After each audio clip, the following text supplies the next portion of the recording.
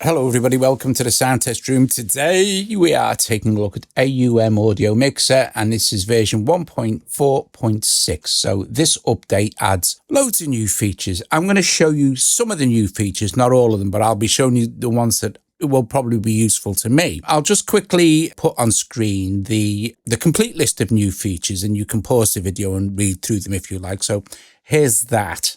And you can see here you can add AUV clock divider, multiply settings, and a load of other stuff. But like I said, you can pause that there and you can take a good look. Or you can just go to the App Store and see what's new. Okay, let's get back to it. Right, first new feature is the Navigator. Navigator is really great. This little square icon here is the Navigator. You click on this, and this will show you everything that is set up in the session. And say, for example, we wanted to go to, I don't know, SynthMaster 2. We can just click on this, and it will open SynthMaster 2 for us. And this shows us another new feature, but we'll get into that in just a sec. I'll close that back down. We could open, say, BA1, and there's that. Let's close this. And then you can also sort of limit this down. So you can say, well, just let me see the plugins. Just let me see the actual channels that are used. They'll let me see all of them, right? So that's the Navigator. Let's get rid of that. All right, so let's look at this. Let's open up. There's new resizing options for the apps as well, which is also dead handy. In fact, it's great for something like this. Now, for example, some apps just won't resize correctly. They just won't. You can do this, and they'll resize, and you can do that. But you see half the keyboard is missing and stuff like this. You've got this now. This here, right? You click on this, and it will give you a bunch of options. You can go custom, and there's a little tick by it, you see. So we're in custom now, which means I can kind of do this. Click on this. This is default. This is how stuff usually opens in AUM, right? We can click on it like that, and it opens like this. And then we double tap on it, and it kind of maximizes. But you'll see the maximizing is slightly different now as well. So let's look at, say, Solder Box. Let's click on this, and let's click maximize. It's maximized, right? So take it off maximize, go to default. And this is like, you can then start to adjust the custom. Click on this and maximize, right? Let's just maximize it. Now you'll see it fills the full screen. You still get access to closing this window, the screen settings, the keyboard, blah, blah, blah, stuff like that. And the cool thing here is if we open this and go full screen, it fills the entire screen. So if anything that is missing, or you just want to work with the app in full screen mode, you can do it here like this. So you can see everything is visible. To exit full screen mode, around here, now I'll have to do this with my finger. Around here, all you need to do is just quickly swipe down like this, and you'll see it'll lock back into maximize, not full screen. And from this point, you could go to, say, custom, and then you can resize kind of automatically, or any of the other options you have, like default. Okay, so what other cool new features? Right, so there is another interesting one that comes from the actual home screen itself. So, for example, it's difficult for me to show you this without closing this session. So just for a few seconds, this is going to be quiet, okay? And we're going to go back to the page on my iPad where the icon is. And what happens here, if you long hold the icon, it will load up a default session or the last session. But let me show you. So it'll go quiet now. I'm going to close this session out completely. You can watch me do it. And then I'm going to close AUM. This is the last session, right?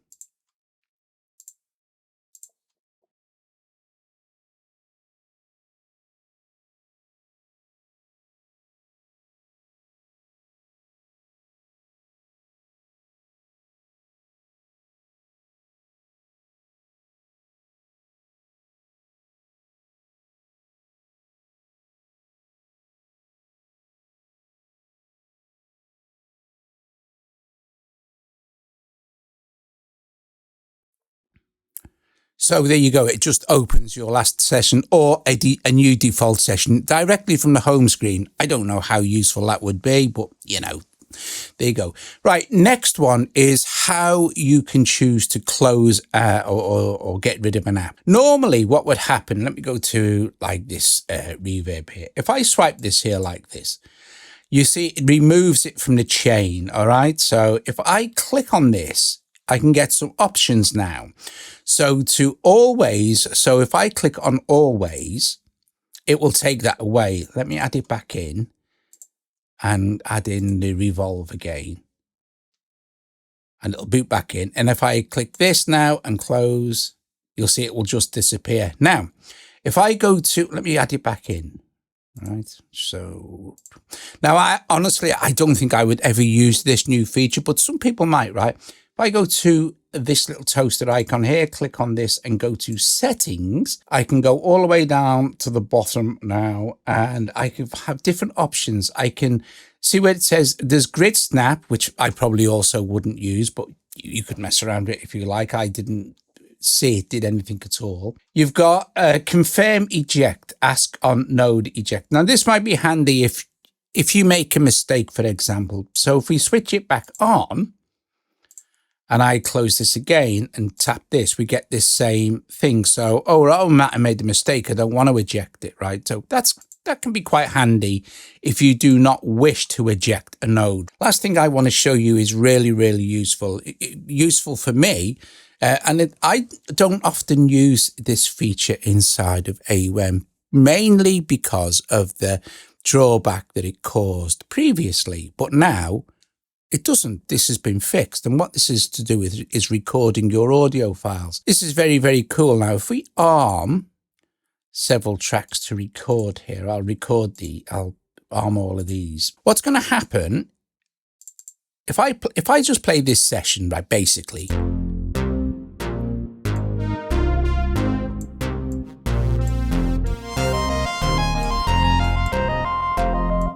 Okay. What would normally happen is I'd record these. When I stop recording, it stops. So if there was any tails, reverb tails or effects tails and things like that, they'd also get cut off. So you had to be kind of careful and choosy. So what we're going to do is you see, I've just armed all these for record just by hitting record. Now, the cool thing is I haven't armed my vocal channel, so that's not going to record. So the nice thing is with AUM is you can choose what to record. So for example, if I had all these switched off, apart from this one, sorry, this would record the output, which is what you're hearing now, the stereo output, because I set up a mix bus. So that's handy if you want to record the stereo mix.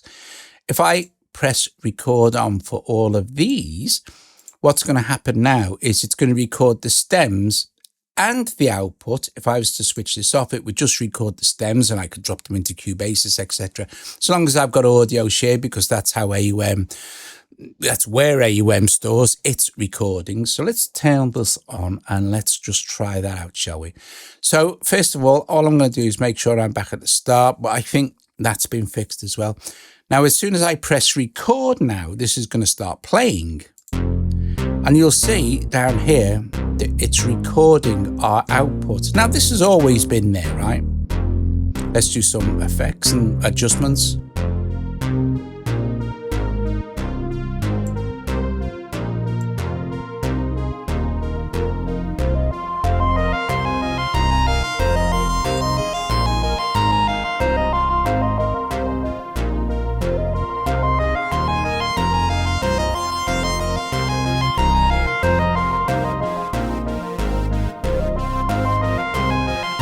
Now, of course, I can also talk over this because my vocal channel isn't being recorded. So this has all been played by Riffer. Can maximize it. Look. This is Dead Andy. All right, now I'll just fade that a little bit. Now what happens is when I press pause, it stops the recording. It stops the track, but it doesn't stop the recording, which means that it will record all the effects tails. So listen to this.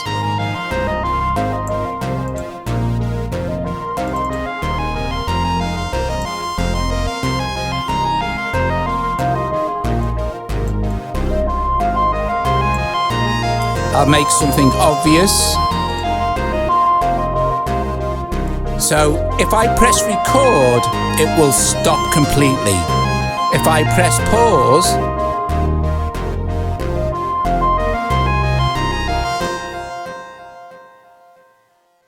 all the effects tails are now being recorded, and when I'm happy, I can just press stop, record finished.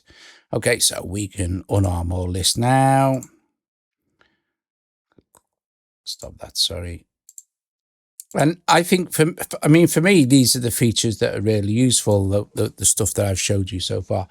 If we now go into settings and files and recordings, which has always been there, you'll see that this is called Deep. And if I open this, you'll see I have five recordings, and it tells me what they are. And then it says manage recordings in audio share. So if we just quickly have a look at audio share, I'll just do a cut and go to audio share. And in audio share, all you need to do is, it's usually at the top. So go to AUM recordings. There it is, Deep. Open it up. And there are our things. Now you'll see received from bus A, that's our master mix. And then there's, for example, these are all the separate stems. If you want to record, let's go to there, where I started to bring them in and stuff, you know. But if you look at the actual master mix to record from bus A, and I play that through for you.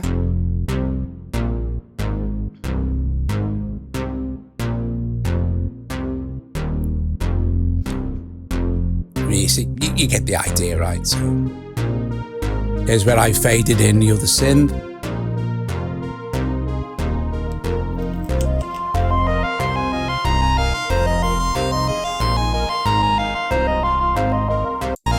There's where it went quiet while I was talking to you.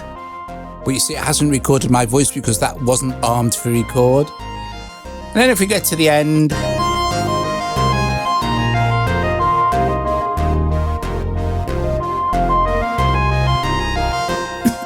excuse me, you'll see it records our fade, which means that you can record your entire session and its stems inside of AUM now, which is super handy. But bearing in mind, I'm pretty sure you need audio share. But again, I think most of you probably have audio share, and if you haven't, it's really good. I would suggest you get it anyway.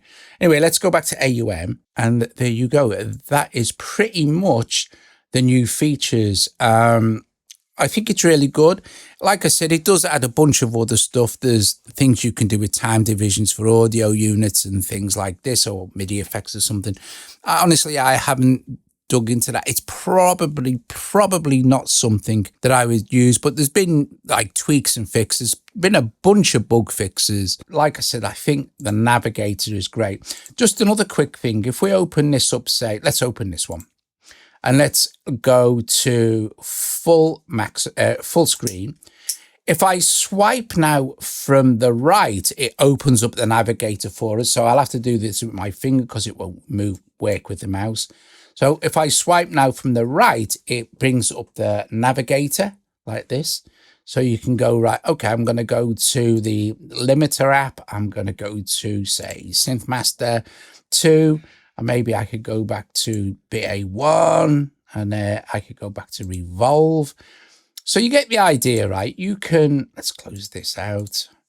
Let's close BA1. Let's close SynthMaster. Let's close the limiter. So there you go.